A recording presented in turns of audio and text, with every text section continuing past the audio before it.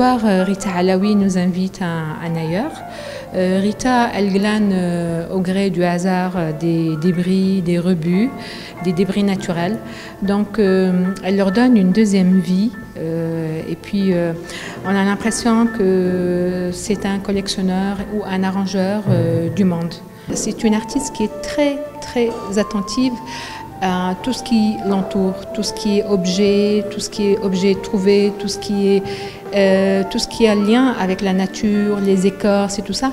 Elle arrive à magnifier ces objets-là. C'est une artiste qui est vraiment à l'écoute de son univers et qui est vraiment curieuse de toutes petites choses. Le dénominateur commun, c'est peut-être encore les objets trouvés. Je dis encore parce que ça fait un moment que je travaille sur ce thème. En fait, ce sont des objets organiques, naturels. Donc un rapport avec la nature, peut-être une préoccupation écologique qui m'habite depuis maintenant assez longtemps, qu'on peut peut-être voir transparaître dans les travaux. Pour moi, c'est vraiment un retour à la maison, un retour à la peinture, au dessin, au collage, qui sont des techniques très anciennes et qui finalement ne se démoderont jamais. La motivation, c'est vraiment d'abord, il y a une motivation qui est purement esthétique, qui est dans le geste et le trait. Par exemple, là, vous êtes devant une série de dessins, donc c'est très académique, entre guillemets. En tant qu'artiste, j'apprécie cette technique, le dessin.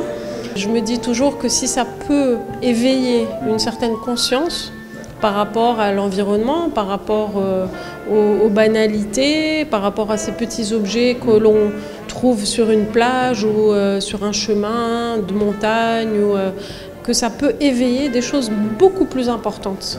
C'est vrai que dans cette exposition, vous avez une salle où il y a des collages, une salle avec des dessins et à l'étage, c'est de la peinture sur toile.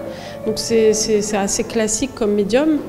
Et c'est vrai que j'ai exploré un peu différentes voies, mais j'aime bien toujours retourner à ce côté académique, tout en évoluant, j'espère.